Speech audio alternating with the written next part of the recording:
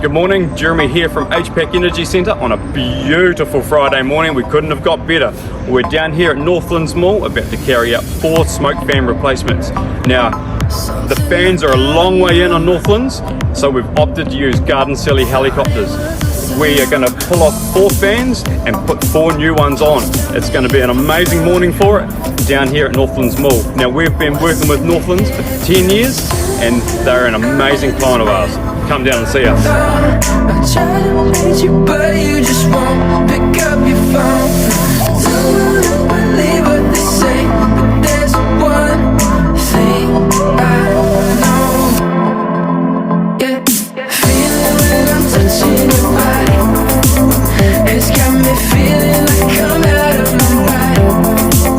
But when you're out there with that other somebody, you got me feeling like